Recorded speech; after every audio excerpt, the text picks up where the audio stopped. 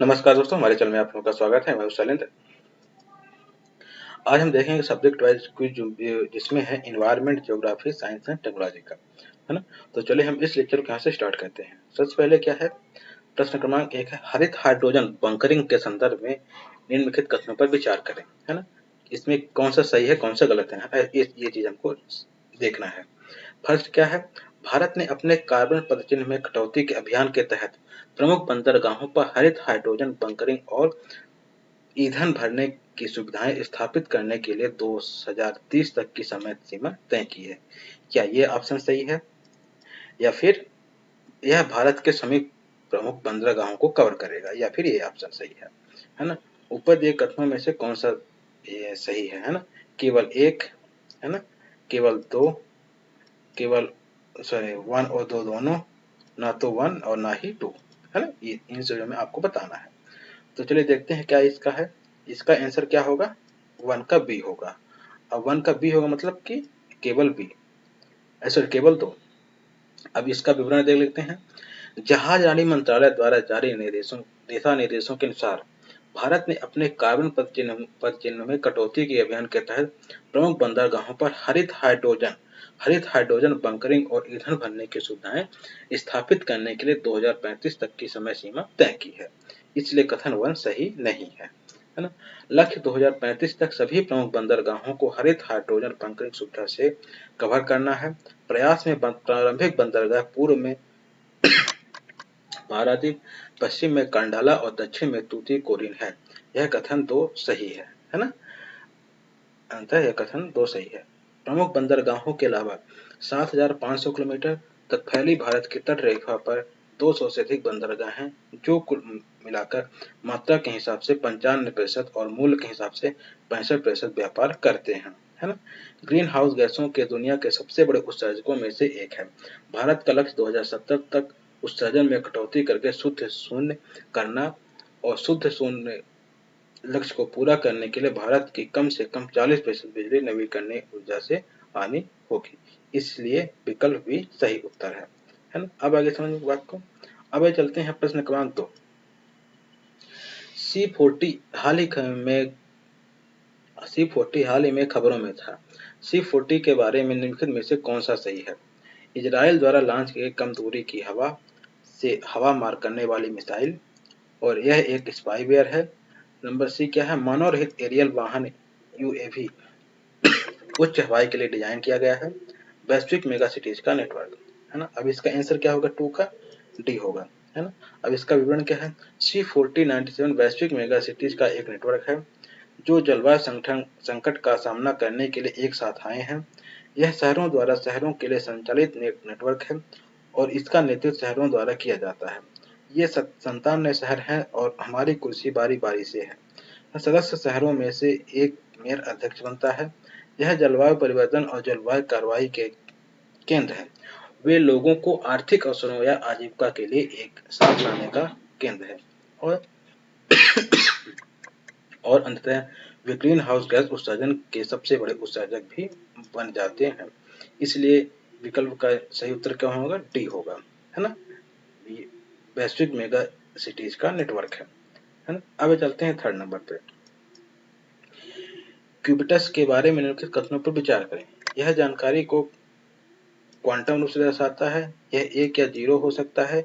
इसे बनाना कठिन है और इसे सही ढंग से संचालित करने के लिए विशाल क्रायोजेनिक रेफ्रिजरेटर की आवश्यकता होती है। अब ऊपर दिए कथनों में से कितने सही है, केवल 1, केवल 2, केवल 3, कोई नहीं सॉरी तीनों कोई नहीं, है ना। अब चलते हैं इसका आंसर देख लेते हैं। 3 का बी होगा, मतलब कि केवल 2, दोनों सही है। कौन कौन से, केवल 2, सॉरी, यह 1 या 0 हो सकता है ना। अब इसका विवरण देख लेते हैं। इंटरनेशनल बिजनेस मशीन्स IBM ने एक नई क्वांटम कंप्यूटिंग चिप डिजाइन की है। ईगल में 127 तथा कथित क्यूबिटस है जो क्वांटम रूप में जानकारी का प्रतिनिधित्व कर सकते हैं। अतः कथन 1 सही है ना। शास्त्रीय कंप्यूटर बिट्स का उपयोग करके काम करते हैं, जो या तो 1 या 0 होना चाहिए, लेकिन क्यूबिटिक एक साथ है 1 और 0 दोनों हो सकते हैं। क्वांटम कंप्यूटर शास्त्रीय कंप्यूटरों की तुलना में बहुत तेज है, इसलिए कथन 2 सही नहीं है ना?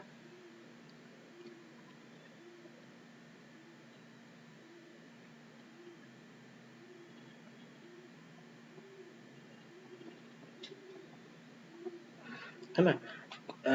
क्वेबेक का निर्माण करना अत्यधिक कठिन है और इसे सही ढंग से संचालित करने के लिए विशाल क्रायोजेनिक रेफ्रिजरेटर की आवश्यकता होती है। अतः कथन 3 सही है ना? इसलिए विकल्प बी सही आंसर होगा, है ना? इसमें कथन कौन कौन सा सही है? कथन 1 सही है और कथन 2 सही है, तो कथन 3 सही है। तो इसलिए ये केवल इसमें ये ऑप्शन वो दोनों सही है, मतलब कि 1 और 2 1 और 3 सही है ना? प्रश्न क्रमांक 4 में क्या है? निम्नलिखित में से कौन सी नदी जोड़ने से बुंदेलखंड के सूखाग्रस्त क्षेत्र को पानी उपलब्ध होगा? कृष्णा गोदावरी, पार तापी नर्मदा, केन बेतवा, महानदी गोदावरी। अब चलते इसका फोर कैंसर क्या हो जाएगा? सी हो जाएगा, केन और बेतवा, है ना? अब इसके लिए क्या है? केन बेतवा लिंक परियोजना नदियों को जोड़ने की राष्ट्रीय परिप्रेक्ष्य योजना के तहत पहली परियोजना है। इसमें केन नदी से बेतवा नदी, जो कि यमुना के दोनों सहायक नदियां हैं, में पानी स्थानांतरित करने की परिकल्पना की गई है। केन बेतवा लिंक नहर 2 किलोमीटर लंबी सुरंग सहित 221 किलोमीटर लंबी होगी। यह परियोजना सूखाग्रस्त क्षेत्र बुंदेलखंड को कवर करेगी, जो उत्तर प्रदेश और मध्य प्रदेश के 13 जिलों में फैला हुआ है। परियोजना के 2 चरण, इसमें मुख्य रूप से 4 घटक हैं। चरण 1 में एक घटक शामिल है दौधन बांध परिसर और इसकी सहायक इकाइयां, जैसे निम्न स्तरीय सुरंग, उच्च स्तरीय सुरंग, केन बेतवा लिंक नहर और बिजली घर। दूसरे चरण में 3 घटक शामिल होंगे, लोअर और बांध, लोअर और बांध, बीना कॉम्प्लेक्स परियोजना और कोठा बैराज। जल शक्ति मंत्रालय के अनुसार इस परियोजना में 10.62 लाख हेक्टेयर की वार्षिक सिंचाई, लगभग 62 लाख लोगों को पीने का पानी उपलब्ध कराने और 103 मेगावाट जल विद्युत और 27 मेगावाट सौर ऊर्जा उत्पन्न होने की उम्मीद है। इसलिए विकल्प सी सही उत्तर है। विकल्प कौन सा सही उत्तर है? सी, केन और बेतवा, है ना? अब प्रश्न क्रमांक 5 है, निम्न पर विचार करें। उल्का पिंड, मृत उपग्रह, निष्क्रिय अंतरिक्ष यान, टक्कर के बाद बचा हुआ। उपयुक्त में से कितने अंतरिक्ष मलबे में शामिल हैं? केवल 1, केवल 2, केवल 3, सभी 4, है? अब इसका D5 का डी होगा, है ना? सभी 4। अंतरिक्ष मलबे में प्राकृतिक अंतरिक्ष मलबे जैसे उल्का पिंड या मानव निर्मित मलबे शामिल हो सकते हैं, जिनमें निष्क्रिय अंतरिक्ष यान और उपग्रह रॉकेट के चरण, जिन्होंने पोलैंड लॉन्च किया, मृत उपग्रह विस्फोट और टकराव शामिल हो सकते हैं। नासा के अनुसार अंतरिक्ष मलबे के रूप में 10 सेंटीमीटर से बड़ी 25,000 से अधिक बस्तें मौजूद हैं और 1 से 10 सेंटीमीटर व्यास के बीच के कणों की अनुमानित आबादी लगभग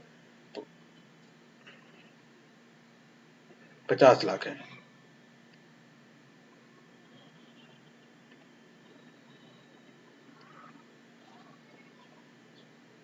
5 लाख है ना? नासा के अनुमान के अनुसार जनवरी 2022 तक पृथ्वी की परिक्रमा करने वाली सामग्री की मात्रा 9,000 मीट्रिक टन से अधिक हो गई है। इसलिए विकल्प डी सही उत्तर होगा, है ना? तो अब मैं इस लेक्चर को यहीं समाप्त करता हूँ। हमारे चैनल को सब्सक्राइब कर लीजिएगा, है ना? तो इस तरीके का वीडियो आप हमारे चैनल में मिलता रहेगा आपको, करंट अफेयर्स रिलेटेड, है ना? तो इस वीडियो को ज़्यादा से ज़्यादा लोगों तक शेयर कर ही दीजिएगा और बेल आइकन जरूर दबा दीजिएगा, ताकि हमारे वीडियो का नोटिफिकेशन आप लोगों तक मिलता रहे। धन्यवाद।